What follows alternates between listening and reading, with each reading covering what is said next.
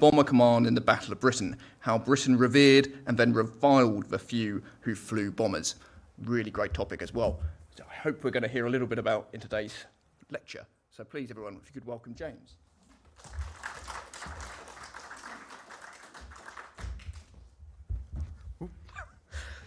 Thank you, Harry, and thank you everyone for coming today. My name's James Jefferies, a PhD candidate, University of Essex. My topic is looking at the cultural memory of the war in the air from 1914 to 1945. So, I would like to start. This. There we go. So the relationship between Winston Churchill and the Royal Air Force has seen much scholarly interest, and none so between him and RAF Bomber Command. Churchill had shown tremendous faith in the Royal Air Force as a weapon of both defence and offence.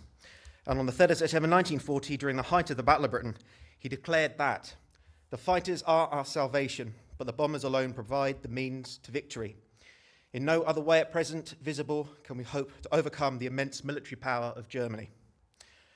But perhaps his most enduring tribute to the Royal Air Force had been made on the 20th of August 1940, as Britain's Air Force was engaged in the Battle of Britain fighting against the Luftwaffe, the German Air Force. Churchill gave a war situation speech. Though the speech covered a number of topics, it is perhaps best remembered for Churchill declaring that the nation should show great gratitude to the British airmen, and that never in the field of human conflict was so much owed by so many to so few. I should add, not all of the airmen were just British. Historian Gary Campion suggests that the tribute managed in these few words to exquisitely capture the feelings of perhaps millions, and is the most immediately identifiable and pithy summation of the RAF's prowess. The speech that dubbed the British airmen the few is crouched in resonant Shakespearean oratory, particular qualities in keeping with Henry V. The words would make for one of Churchill's most enduring and memorable speeches, and would be used to inspire Allied troops before the Normandy landings in June 1944. The term the few, though, has synonymously been attributed to Fighter Command. This has been the interpretation in many narratives by many historians, including the official histories, such as the strategic air offensive against Germany 1939 to 1945. On initial study, it could appear that this is justified, as the phrase was apparently conjured up by Churchill after visiting Fighter Command's headquarters at RAF Uxbridge, accompanied by Chief of Staff General Ismay, who recalled how Churchill had been impressed by the success of Fighter Command despite its limited resources, and that it was whilst leaving Uxbridge that Churchill uttered to Ismay the now infamous phrase, though it should be mentioned that this memoir was published 20 years after the event. Churchill's main focus regarding the RAF throughout the war was on the progress of the bombers, and that he was undoubtedly one of Bomber Command's most ardent advocates. An example comes in December 1940, when Churchill highlighted the need to expand the bomber force and declared its expansion as a key military objective. With an army weakened after the Battle of France, a navy which was fully stretched and unable to make an adequate blockade because of German trades with the East, the only means with which Britain could strike directly at the Third Reich was with its strategic bomber force. The power of the bomber as a means to attack the enemy also had tremendous propaganda potential and could be a useful tool in raising British morale and prestige. Angus Calder highlights that throughout the long phase of retreats and defeats, the idea that British bombers were hitting Germany at home was important to Churchill and so many of the British people. This included during the Battle of Britain. As well as taking the war to Nazi Germany, it would be the bombers that would have to be called upon to assist in attacking and stemming an invasion flotilla. Perhaps Churchill was already realising that the bombers were the future and had this in mind when he described them as the means of victory.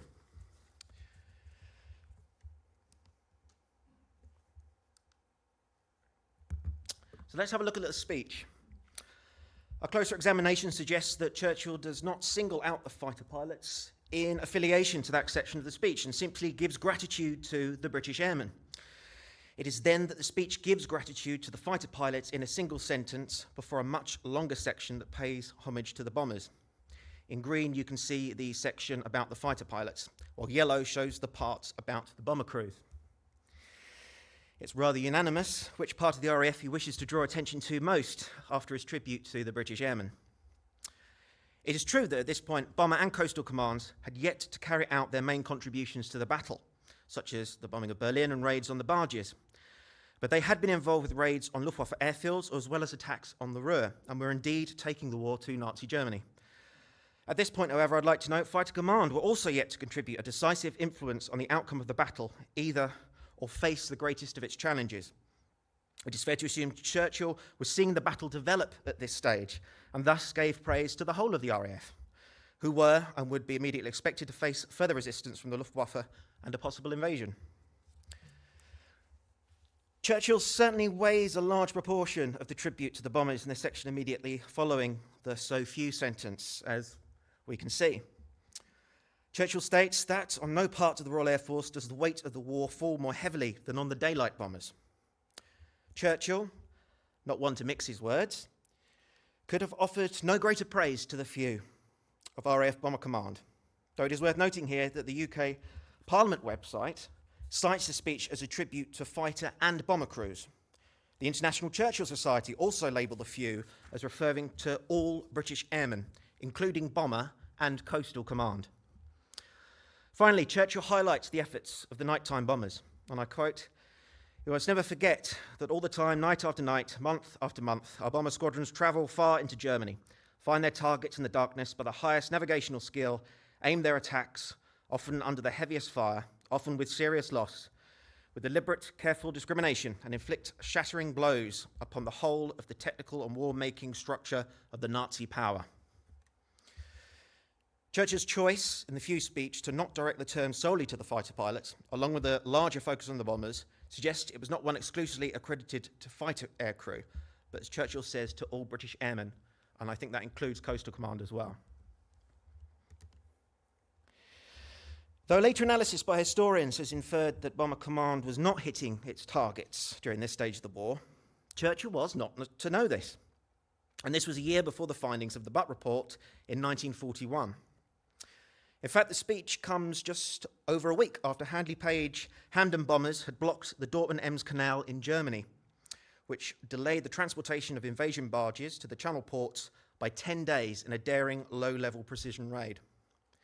Clearly, they had and could hit targets, as we can see from this image. That's of the canal once it was hit.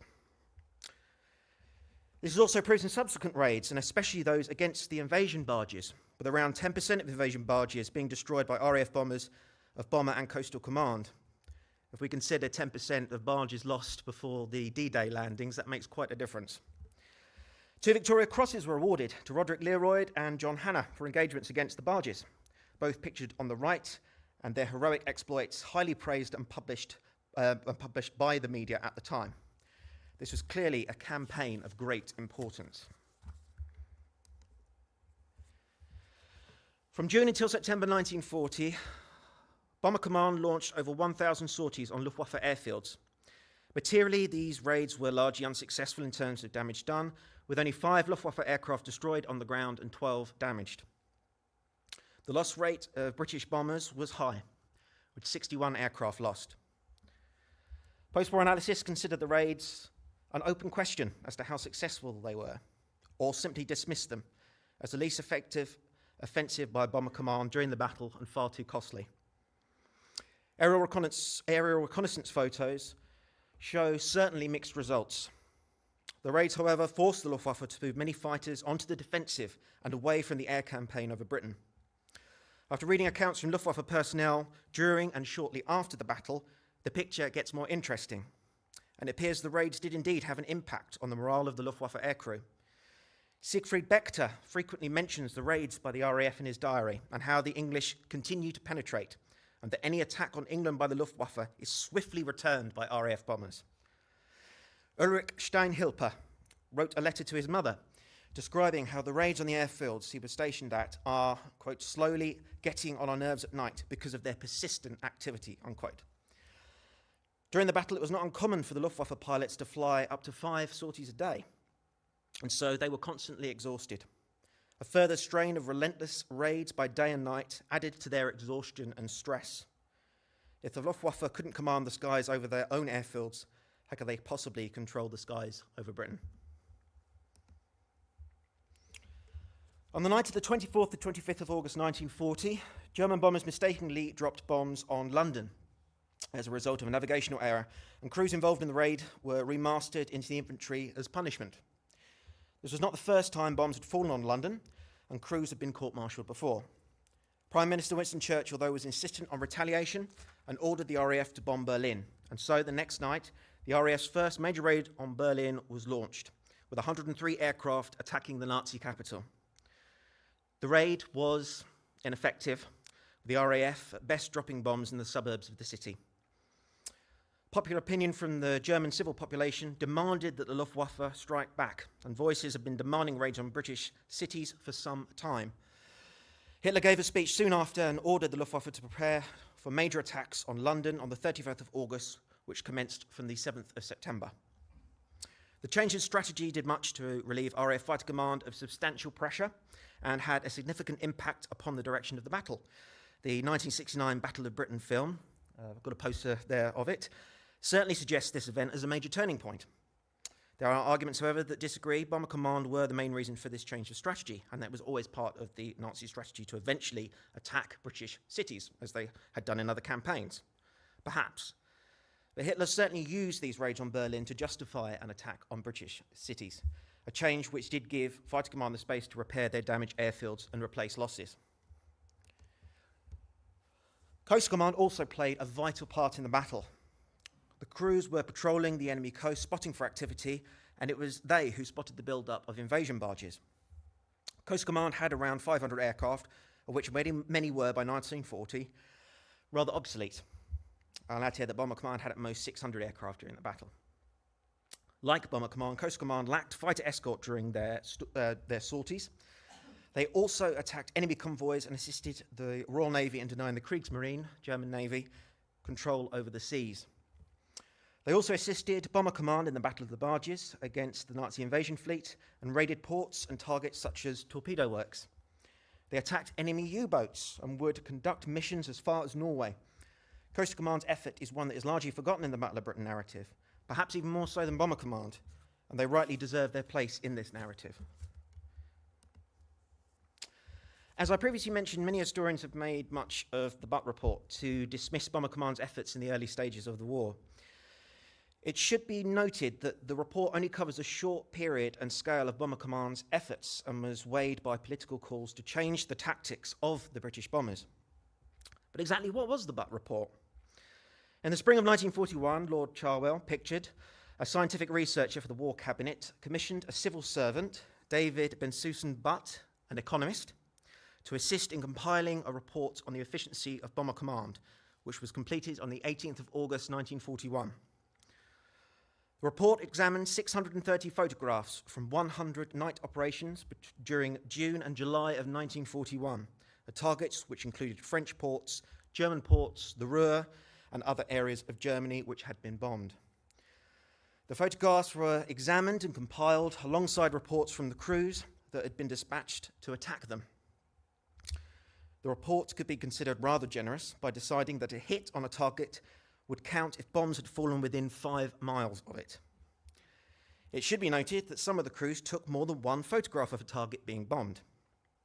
Even Butt concluded that there could be errors with the photographs. Many officials, including the then head of Bomber Command, Sir Richard Pearce, criticised the report, but I guess he would, wouldn't he? Because of the unfavourable weather during June and July, with the industrial haze of the Ruhr Valley having a considerable effect on the success of attacks. The report was a small sample of around 10% of raids that had taken place in June and July. It does not differentiate either between experienced and inexperienced crews, perhaps a major factor to consider. The report is also one of many reports which show varying conclusions. Yet it is the Butt Report that remains so prominent in dismissing Bomber Command's efforts before 1942 and before the arrival of Arthur Harris as CNC RAF Bomber Command, as well as the improved technology such as navigational aids, aircraft, and better bombs. Now, many historians have concluded that the results of the report were at best disappointing, at worst deplorable. Max Hastings describes them as a low watermark in the wartime fortunes of Bomber Command. The report does make for grim reading, but at one point it concludes that of those aircraft recorded as attacking their target, only 1 in 3 got within 5 miles. Targets over the Ruhr were even worse, with 1 in 10. However, these quotes are often used without the greater examination of other statistics or considering the factors previously mentioned, such as crew experience, poor weather, the limited time covered, or percentage of raids examined. The French ports, for example, were listed as 2 in 3 bombs hitting their target. Raids in the past have also been successful, such as previously mentioned, the raid on the Dortmund-Ems Canal, although such raids were unique. Included as more evidence are the damage to the invaded barges in 1940, as again previously mentioned. These factors certainly support the fact that Bomber Command was not a complete failure, and the report does suggest raids against ports was something the command was capable of and achieved good results from. Historians have generally chosen to omit such narratives when considering Bomber Command before 1942. It is by no means a basis to judge the whole of RAF Bomber Commands in the early stage of the war. Yet, the dismissal has done much to take away the title of the few from the aircrews of RAF Bomber Command by judging them on a poorly created report. Richard Overy highlights how its significance can be exaggerated, which many historians, I feel, have done. The report helped dictate a major change in doctrine for Britain's bomber force, but the concept and practice of area bombing was already being tested. Area bombing had been experimented with as early as the winter of 1940, when experienced crews had dropped incendiaries on targets with lesser experienced crews using the fires as beacons to drop further payloads, which would evolve to a short natural progression to mass area bombing. Sir Charles Portal, who became Chief of the Air Staff at the end of 1940 and who had led Bomber Command during the Battle of Britain, was also a keen activist of a campaign of area bombing, which would create much controversy during and after the war and would result in the deaths of thousands of lives. It should be noted that Lord Cherwell was also a strong advocate of this and the targeting of the civil population to dehouse the population and break German morale through area bombing. Another alternative method of bombing could, I feel, have been pursued, but the winds of change had already started, with few voices of weight saying otherwise and others with their minds already set. Perhaps the zenith point of these raids was on Hamburg on the night of the 27th to 28th of July 1943, codenamed Operation Gomorrah. The raid saw a huge firestorm, which Swedish sources suggested saw 58,000 people killed, although the exact figures are still under dispute. Such raids would result in little sympathy from the German civil population toward RAF aircrew who bowed out over Germany and who were harassed and attacked by German civilians, with around 350 estimated to have been killed in this manner. Such cases were overlooked by the German authorities and actively encouraged, and if civilians did help aircrew, they would be severely punished. It was in February 1945, however, that one raid above all others would receive the greatest of questions of controversy over the ethical nature of targeting Germany's cities, and leave Bomber Command its greatest question over the ethical nature of its bombing strategies. It was during the period that Dresden was selected as a target for the RAF and United States Army Air Force bombers. The Dresden raid has been examined by many historians and writers, with some perpetuating Nazi propaganda figures from the time that suggested between 100,000 and 250,000 people were killed. The true figure, though still large, has since been revised to between 18,000 and 25,000 by the German government. Nevertheless, these initially highly inflated figures have cast their shadow in the collective and popular memory of the raid and of RAF Bomber Command. Though more were killed in the raid on Hamburg in 1943, it is Dresden that is perhaps endured most in post-war cultural memory, with Richard Overy suggesting that not even Gomorrah has generated so much critical attention. When the National Bomber Command Memorial was erected in central London, it saw protest from the Peace Pledge Union, using the raid on Dresden as justification not to erect a memorial to Bomber Command. The criticism for the raid came almost immediately after it finished from the orally fastidious, and from those who had supported it, until they too began to criticise the moral and ethical nature of the bombing, with many having a political axe to grind. And it has seen criticism ever since. The legitimacy of Dresden as a target is indeed a highly controversial one, and one that haunts the memory of Bomber Command, and therefore looms a shadow over its part in 1940. Britain's view could not possibly be cast at the ones that were dubbed later in the war as terror flyers. The Battle of Britain's Roll of Honour usually only lists the names of aircrew who served with Fighter Command between the dates of the 10th of July and 31st of October 1940, the official period given for the battle. The aircrew listed were all awarded a Battle of Britain clasp and the 1939-45 Star Campaign Medal, with the criteria for the class being to have flown one authorised sortie with an accredited unit of Fighter Command during the period. Bomber and Coastal Command did not receive their clasp. The issue of clasp has so often dictated the Roll of Honour and contributed to only Fighter Command being remembered as the few. However, this wasn't always the case. The Battle of Britain Memorial Chapel at Westminster Abbey has a 1943 Roll of Honour, which is pictured, which lists 1,497 aircrew who were killed in the battle. This number is much greater than the 544 airmen commonly listed as killed in the battle, because it includes those who lost their lives with Bomber and Coastal Commands. The National Memorial to the Few at Chapel Le Fern lists 3,000 names who participated in the Battle of Britain. Again, this monument pays no tribute to the Bomber or Coastal Command crews. Another national memorial, which was erected in 2005 after a public appeal with support from the Battle of Britain Historical Society, founded in 1996, is located by the Thames Embankment in London. The engraving is adorned with images of fighter pilots. The other side of the memorial is engraved with images of the Blitz and is dedicated to those killed by the Luftwaffe air raids on Britain. This memorial does not have any representation of Bomber or Coastal Commands. Now, as we've seen, there are many factors to consider both during the war and the memories afterwards. It is mainly since 1945 the few were seen as the aircrew mostly fighter pilots of RAF Fighter Command. Churchill certainly attributed it to the fighter pilots post-war because he reiterated the phrase in his memoirs, clearly attributing it to the 40 or 50 squadrons of British fighter aircraft in the Battle of Britain. It's worth noting, though, that Churchill had distanced himself from association to Bomber Command shortly before hostilities ended. On the 28th of March 1945, on the 28th of March 1945, distanced himself politically from Bomber Command after the February raids on Dresden. Churchill signalled General Ismay, "It seems to me that the moment has come when the question of bombing of German cities simply for the sake of increasing the terror, though under other pretexts, should be reviewed. And the acts of terror and wanton destruction should now cease," although he had initially been enthusiastic about bombing Dresden. Later, he would personally thank Harris for his part in commanding Bomber Command, but the crews were omitted from any official tributes or commemorations, such as a campaign medal or in Churchill's victory speech in May 1945, or in post-war writings. When Churchill lost the 1945 election to Clement Attlee's Labour, tributes were still not seen.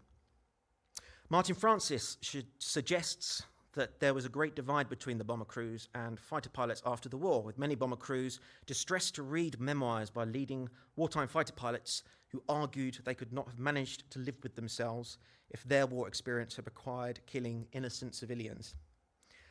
Richard Hillary, a Spitfire pilot in the battle, said of the bomber crews that they must experience that childhood longing for smashing things. Perhaps a factor that influenced the wider public's memory is the prominent presence of fighters over the bombers, with vapour trails high above them during the air battles, as immortalised in this painting. The battles would take place over the highly populated home counties and the metropolis of London. This, along with daily reports by the press and on the wireless, meant that the fighter pilots' war was in full sight of the public. The Bomber Command did receive a wide press coverage at the time as well.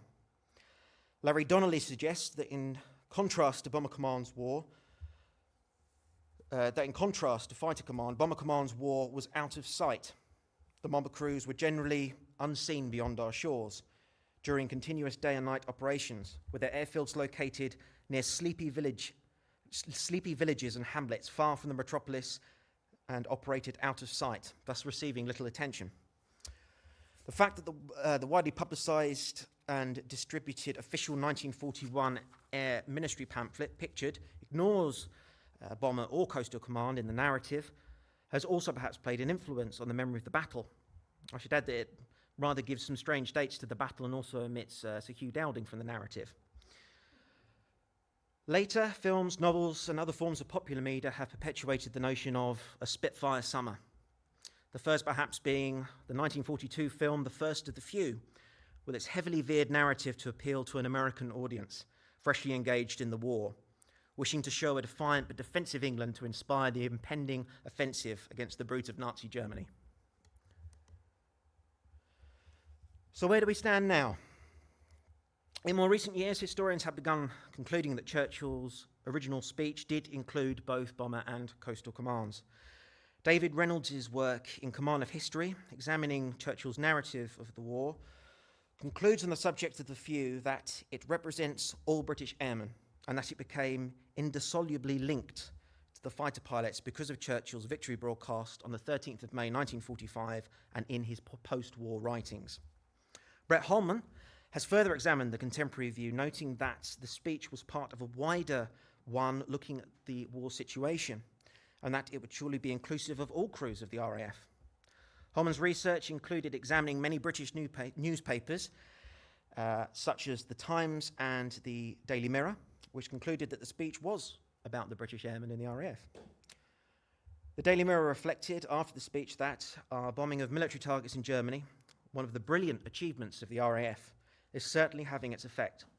And Mr. Churchill realises that this may be the surest of all roads to victory.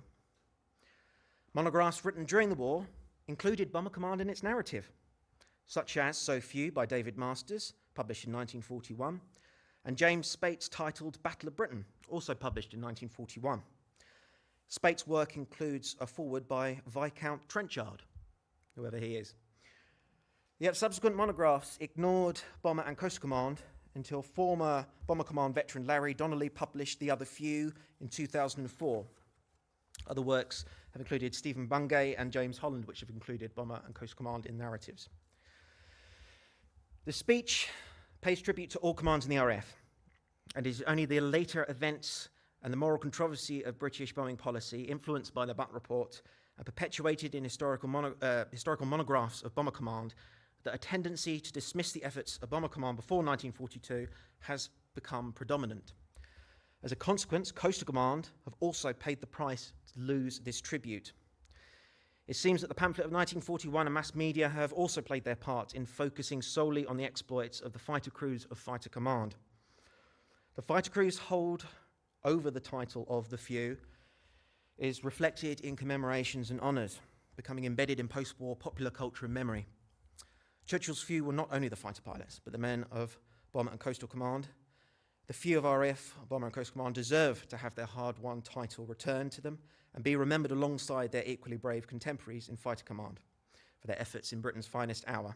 Future commemorations, monographs, popular media, and memorials. And I wish to conclude by highlighting the poster pictured, which is often thought to be of fighter pilots, but it is actually a photograph of members of 58 Squadron Bomber Command, which operated with Armstrong Whitworth Whitleys during the battle. The Imperial War Museum catalogue description reads, the pilots were, from left to right, Sergeant Dinty Moore, a Canadian, Sergeant Peter Elliott, Sergeant Rawls, Sergeant Harold Stone, DFM, and Sergeant James Craig. However, by picturing these sergeant pilots as opposed to commissioned officers, the message of the poster was clear. The victory of 1940 was won through the efforts and sacrifices of the Royal Air Force as a whole. And with that, brings the end of my paper. Thank you. Hand back to Harry.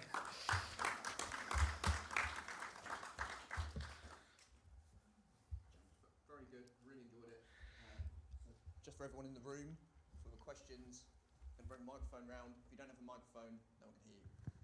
So, really enjoyed it, James. I think it's a really important topic, and one we need to talk more about. Yeah.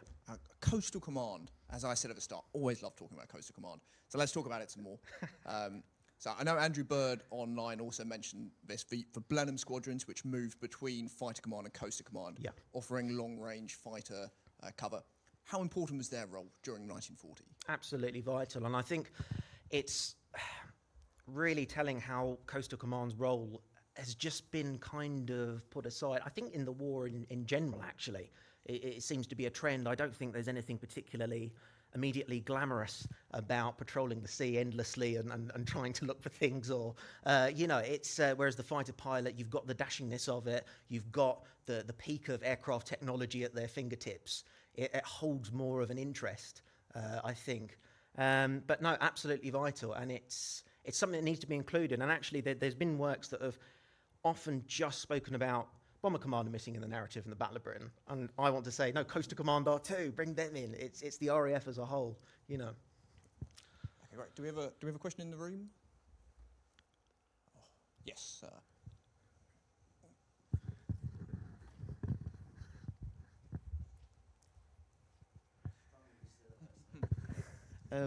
Is it on? Two observations. My dad was in the East End, lived in New Cross in 1940 during the Battle of Britain, and when they started bombing the German towns, virtually everyone was saying, "Great, now it's their turn." Mr. Hillpepper, did you read his book 310 to Humour? I don't think I've come across it. No. I think it's the right person. German pilot shot down. He said that he was saying about the bombing of the German airfields being ineffective, but he was saying in his book that every night the ACAT gunners would blast away anything that flew, including swans and mystery things, to the point where they ended up having to find mysterious illnesses for the pilots to send them back to Germany just to get a couple of weeks' good night's sleep.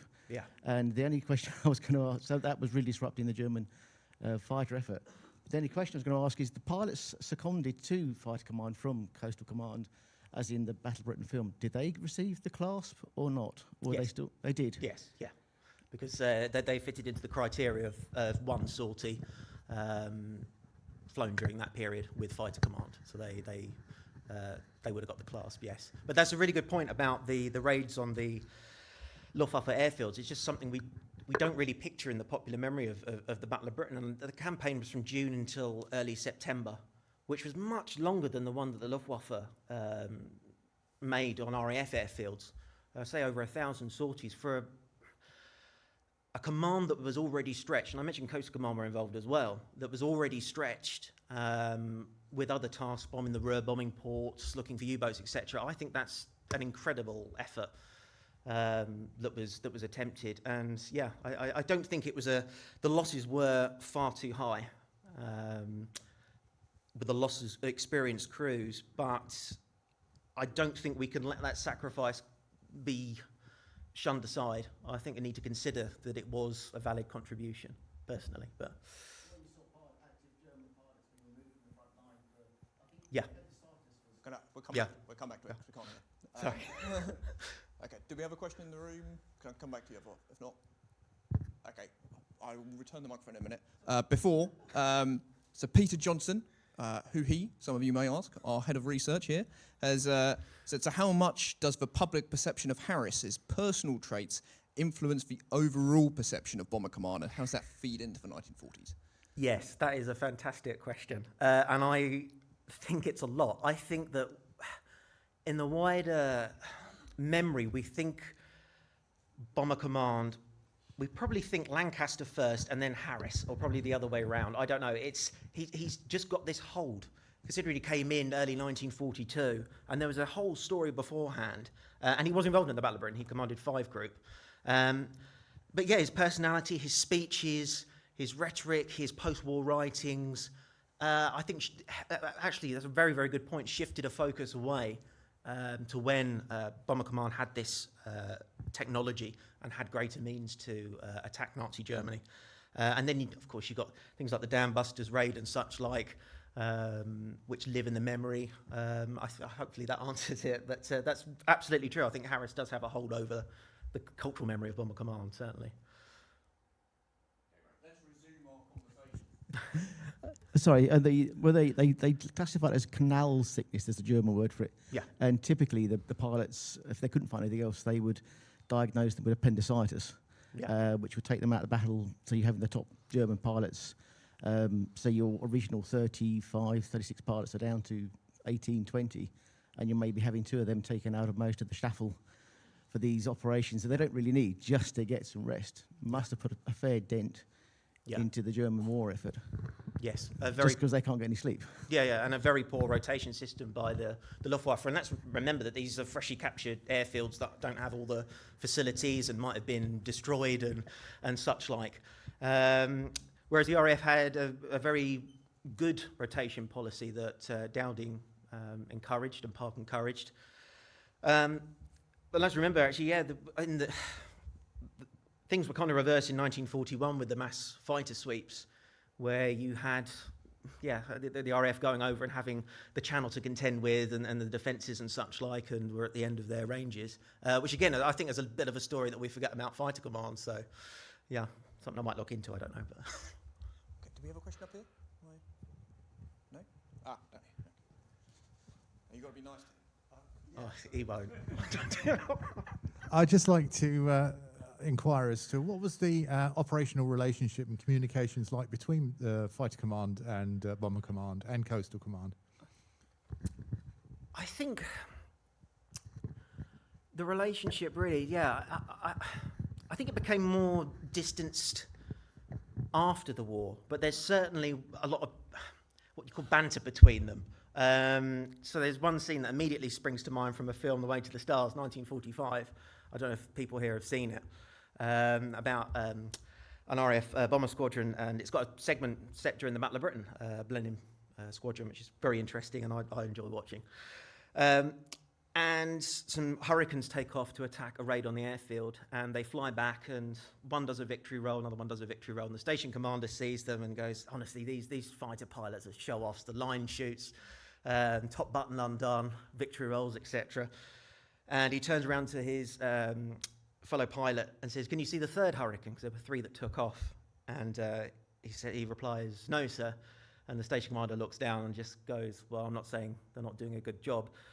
And I think that sums up the relationship perfectly in that one scene of there was this banter, but there was a mutual respect. I think post-war, especially with what happened later on in the war, there were questions. As I mentioned, Richard Hillary really questioned the conduct, and others said they couldn't live with themselves being in bomber crews. But another thing to remember is a lot of the bomber crews later on in the war were inspired by the fighter pilots. They joined up wanting to fly Spitfires, but ended up, because of the need, to be a rear gunner in a Lancaster or a radio operator, because that's the direction the war was in. But I think the relationships was generally good and respected, but there are examples of this souring. But I think that fits in with wider culture and perceptions, personally. Okay, great. Do we have a question up here? No? Okay, so I have a question I want to ask you is how much do combat reports play a key role here? Because a lot of the secondary literature draws on those very exciting primary sources to the extent that it overwhelms a lot of the mundane day-to-day activities of the Air Force, and that's very much true of Coastal Command, as you mentioned before. That, so operations long range at sea, often without any result. So how much does that account for the eclipse of both Bomber and Coastal Command in our recollection of the Battle of Britain? Yeah, I mean, that's a very interesting question. I find combat reports are very interesting source to examine, because especially when you match it up to events, because let's face it, these aircrew are at a peak of emotional energy at the point during operations. So what they report back might not be entirely correct. It might not match up to things which you can perfectly understand, and that's part of the historian to try and tie things up. Yes, I think they do. I think they do play an important part, and I think there was certainly at the time. So there's a Pathé News reel which shows again a Blenheim squadron, and they're reporting to their intelligence officer with the report immediately after coming back from a raid, and it's absolutely fascinating listening to them and seeing them still in their combat gear, the marks underneath where their goggles have been, etc. And yeah, the newsreels are really praising it up, hitting their targets, dropping their eggs, etc., and taking the war to the enemy. And that was a clear example showing, yes, this is the combat report and you hear the crew say it. So I think it was, a prevalent thing, definitely. Okay, great. Do you have a question in the room? Okay, I'm going to go online, and we've got a question from Cherry, who says that it's very easy to forget that this was the first major offensive from the air in terms of bombing. Of course, the Luftwaffe were also attacking England at this point. So in 1939-40, very much a new science. Now, what's your view on that? But I think they also got a question here which comes into that idea of area bombing, which happens later on in the war.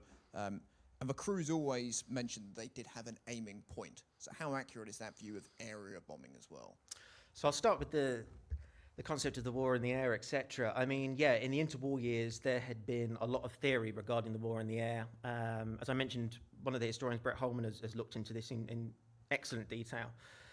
And how there is this concept of a knockout blow to cities. All you need is a massive bomber force. No idea of a fighter force defending it at that point. Bombers could just get through, wipe out everything, and you might not even need ground troops. That was how confident some theorists were. And this fear goes into the Second World War, and I think this is evident by the fact that there aren't really any strides to make long-range fighters. I mean, the Blenheim is probably the only example I can think of in the early part of the war. And even then, it's not a single seat. And we don't see, for the Allies, really, until the American fighters, the P-47s and P-51 Mustangs, that we see that, because there is this predominant theory over the bomber. In regards area bombing, the strategy is, I mean, later, when you get the idea of the Pathfinder force, it can be incredibly effective in terms of targeting specific areas. But we kind of saw that already. We saw bombers going in, dropping incendiaries, and actually this was a technique that the Luftwaffe used on the docks in London, and especially using, in the early part of the war, using the moonlight off rivers and coastlines. That's one reason why these raids were much more accurate. Saying that, there were numerous errors and mistakes, and I read recently about a Wellington bomber that got lost and ended up bombing an RAF airfield somewhere in south of England. No one was killed, and I think the squadron based there flew mock Iron Crosses onto the other squadron's airfield as a kind of a jibe to them, which was interesting. That's what I mean about the banter, but hopefully that answers it. Sorry. Yeah, interestingly, the first bombing of Germany is done by a Luftwaffe plane. So it's not. It's both sides. Yeah. Yes, sir.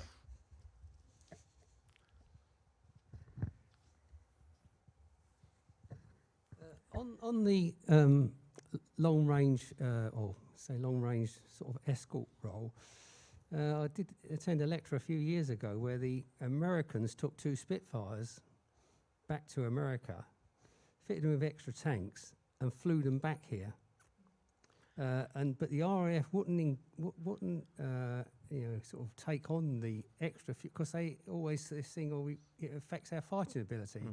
But of course, the Americans' theory was by the time you get to where you're going to do the fighting, your fuel in this tank that wasn't so helpful was empty. So the RAF, after the Battle of Britain, as the fighter side, it just sort of tapers off, doesn't it? Really, completely. It's sort of. And it's only the Americans coming back in with the long-range fighters that becomes the sort of the fight in the air again. Because I say we couldn't do anything other than a few miles in land, really, could we? No. So I mean, in that respect, the RAF, to me, missed a great opportunity there, and it would have saved a lot of lives at these daylight raids. Being able to sort of tie the fight. A German fighter against a Blenheim wasn't really a match, was it at all? No, unfortunately, no. So that was the only. But the long-range fighter was a thing that the RAF could have adopted. Yeah. But for some reason that they didn't see the point somehow.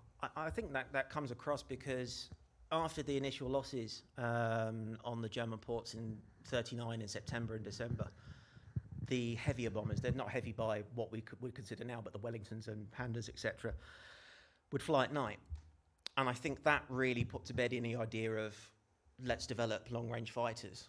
And then the idea of the fighter sweeps to draw up the Luftwaffe, that was kind of where I think Fighter Command went from 41 onwards. And as you said, the Americans came in with this daylight doctrine, and that's where the idea comes in again.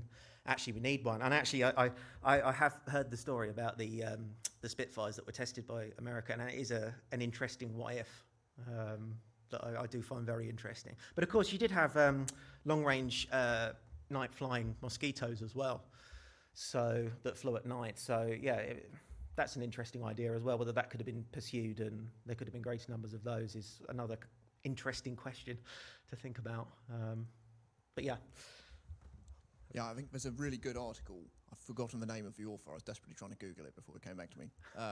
In the Society for Military History Journal on the RAF's failure to develop a long-range fighter. And he very much says Portal in particular was dead set against doing so. So it's very interesting, the whole debate around it. Yeah. Okay, do we have another question in the room? Okay, so I'm gonna go back to Coastal Command, favourite topic. Because I think what's really interesting in this period is the German attempts to use Schnellbooten, the E-boats, fast manoeuvrable torpedo boats in the channel as well. And Coastal Command plays a very important role in restricting the movements of those ships at times. So have you looked at that yet? Is that an area you've gone into? That is an area I've got into, and it's one that I want to go further into, in all honesty. And I think that's you can look at statistics and think, oh, they only sunk X amount of U-boats, X amount of E-boat ships, etc. But actually, it was almost a deterrent factor as well.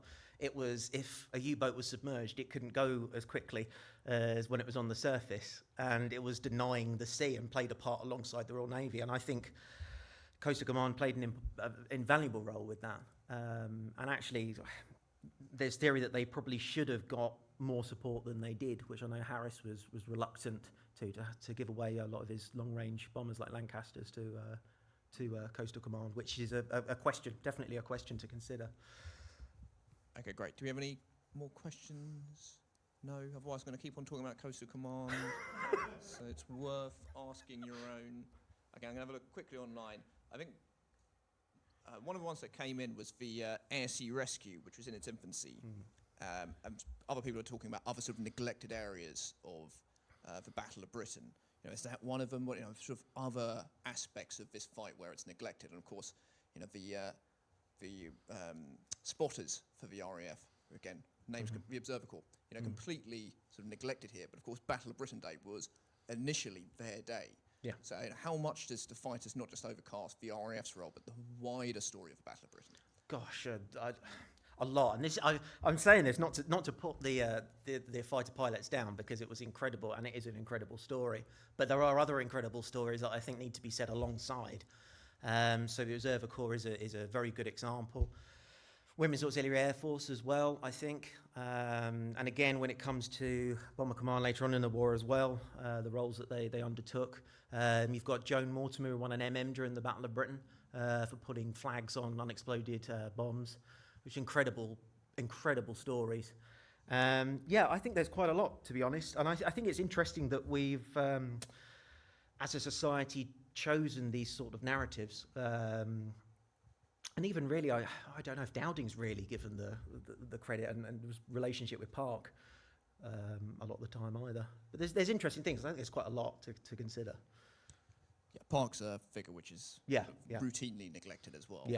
I was really pleased that you mentioned David Reynolds, you know, In Command of History. Fantastic book. Oh, he's a hero of mine, yeah.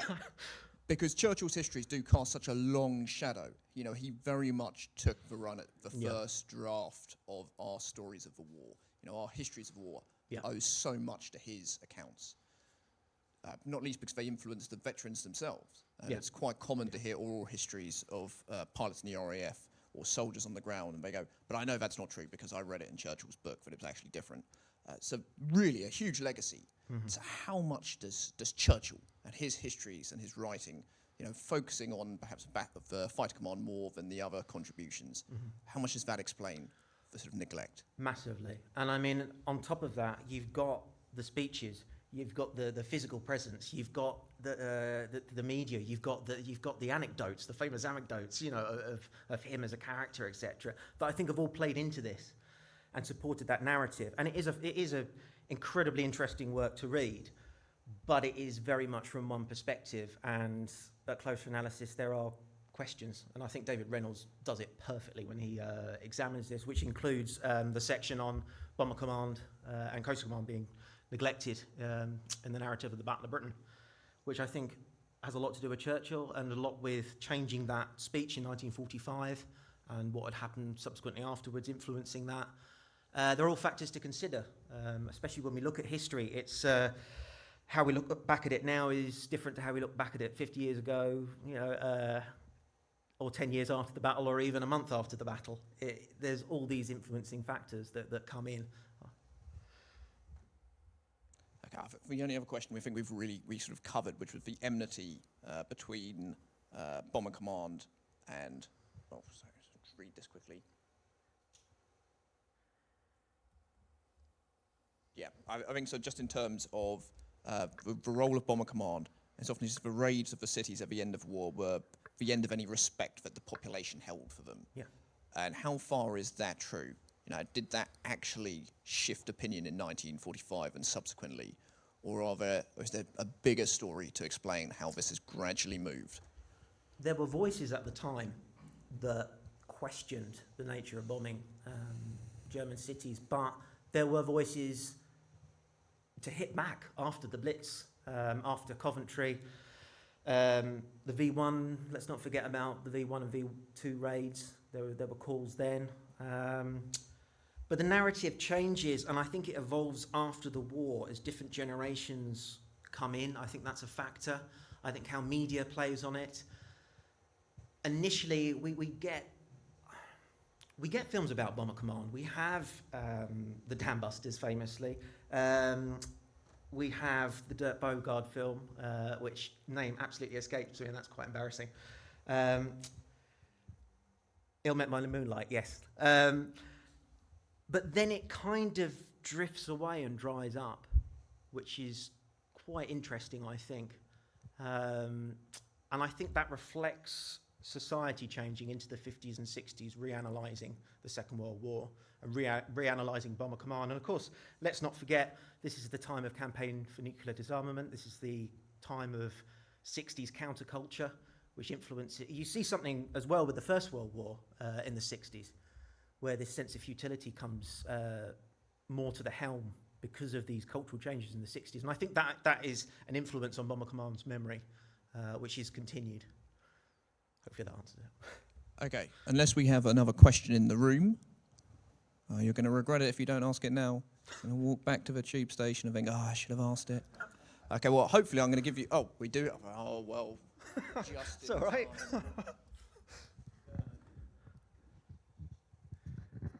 You mentioned, you mentioned about the effect of Bomber Command. I mean, it's been estimated like 1 million flak guns were kept around Germany to protect the cities. Would it have been realistic to think that they could have been released to go and fight, say, on the Russian front or the D-Day if the Bomber Command had not been so active? Oh, absolutely, yeah, and that goes for not just the material element, but the personnel that are held back, the workers that are working on other tasks, to men. So I come immediately to mind, but after Operation Chastise and the breaking of the dams, it was a huge effort to repair them and required a lot of labour that could have been used elsewhere. A time when the defences for the impending Operation Overlord.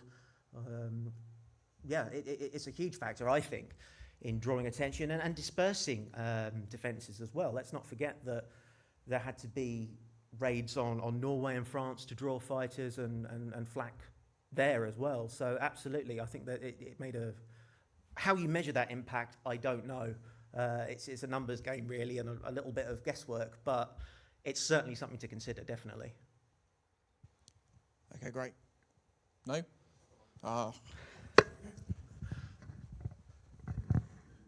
How is it that the RAF didn't learn a lesson that they gave the Germans in the Battle of Britain when they did all their rhubarbs after the Battle of Britain? Why did we think we could do what the Germans were trying to do to us and not lose all our pilots?